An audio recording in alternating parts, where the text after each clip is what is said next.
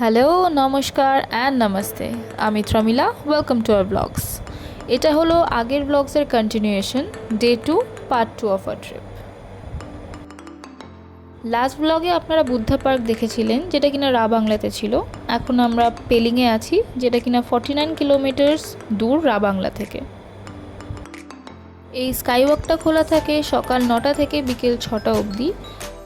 আমাদের entry fees নিয়েছিল 100 টাকা করে, আর পার্কিং নিয়েছিল 30 টাকা। বেশ কিছুটা স্টেপ সেটে আমরা ওপরে স্কাইওয়াকের দিকে চলে গেলাম। আর দেখুন, এখানে সুন্দর করে জুতো রাখারও জায়গা আছে, কোনো অসুবিধা নেই।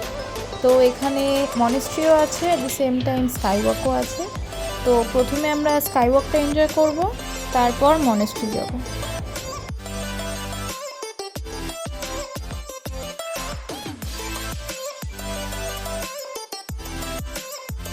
এখন অফ সিজন বলে তাও তুলনামূলক লোকজনের সংখ্যা কম, নয়তো অন সিজনের তো দাঁড়ানোর জায়গাই থাকে না। দেখুন এখান থেকে সিনিক বিউটিটা কি দারুণ লাগছে না? আমি যখন কাচের ওপর দিয়ে হাঁটছিলাম, একদিকে যেরকম দারুণ লাগছিল, একটা নতুন experience, at the same time এটাও মনে হচ্ছিল এই রে, ভেঙে না যায়।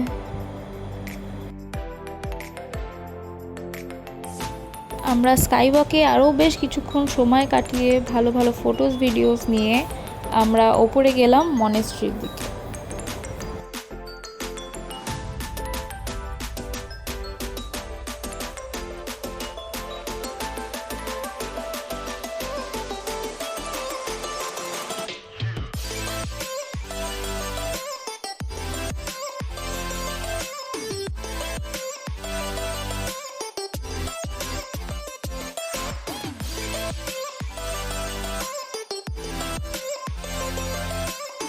আমি আগের ভিডিওতে যেরকম বলেছিলাম বুদ্ধা পার্কে মনেস্ট্রিটা যেরকম ছিল, ঠিক সেম এক্স্যাক্টলি এখানেও সেরকমই মনেস্ট্রির ভেতরে ছিল। সুন্দর একটা বুদ্ধা স্ট্যাচু, আর পাশ দিয়ে গোল করে সিঁড়ি উঠে যাচ্ছে, যেটা কিনা ছাদের সাথে কানেক্ট করছে। আর দেয়ালে, পুরো দেয়াল জুড়ে হ্যান্ড ওয়াল পেন্টিংস আছে। তো আমরা এই ছাদে উঠলাম। ছাদে উঠতে দেখতেই পাচ্ছেন পুরো ছাদ থেকে পেলিংয়ের অসাধারণ এই ভিউটা দেখা যাচ্ছে। আমরা এখানেও বেশ কিছুক্ষণ সময় কাটানোর পর নিচে নেমে এলাম।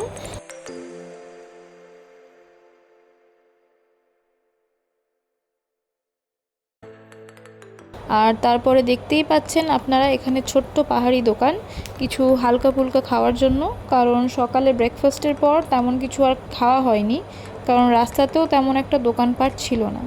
তো আমরা সবাই অল্প অল্প করে মোমো খেলাম। তারপর আমরা খাওয়া শেষ করে আপার পেলিংয়ের দিকে চলে গেলাম হোটেলের খোঁজে।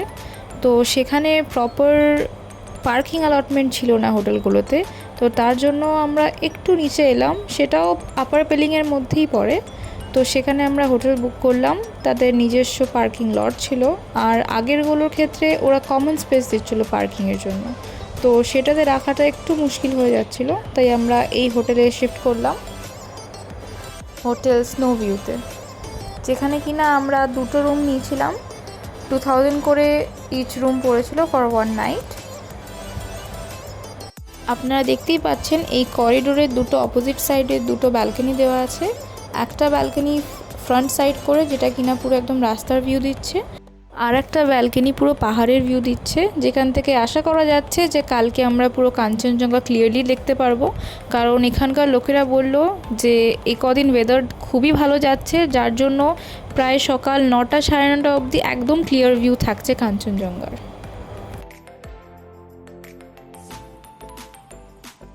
তারপর একটু ফ্রেশ হয়ে আমরা নিচে গেলাম। নিচে দেখতেই পাচ্ছেন হোটেলের লোকজন সব বনফায়ার করছে, আমরাও তাদেরকে একটু জয়েন করলাম।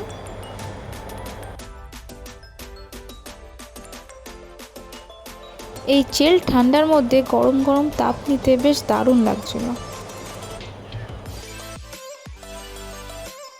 তারপর আমরা বেরিয়ে পড়লাম পায়ে হেঁটে আশেপাশের জায়গাগুলো দেখতে, আর এই চিল্ড ঠান্ডা ওয়েদারে একটু গরম গরম কফি আর চা খেতে।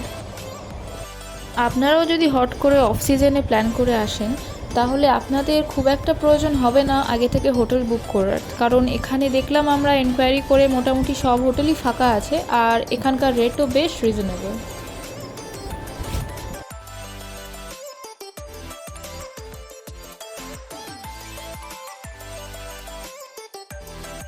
আর এই যে আপনারা গ্রিন বাসটা দেখতে পাচ্ছেন, এই বাসে করেই এই অঞ্চলের মোটামুটি সব রেস্টুরেন্ট আর হোটেলের শাকসবজিগুলো এলো।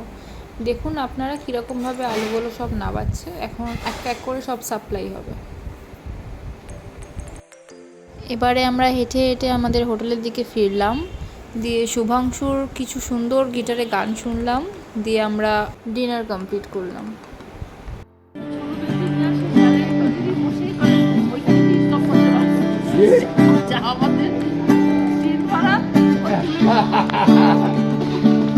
প্র্যাকটিস করে চলে আসবে ম্যানেজি আপনার ওই জন্য।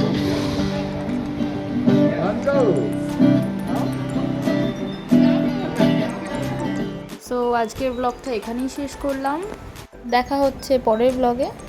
টিল দেন সবাই ভালো থাকবেন, সুস্থ থাকবেন, আর ব্লগটা কেমন লাগলো অবশ্যই কমেন্টে জানাবেন, আর ভালো লাগলে একটা লাইক করে দেবেন।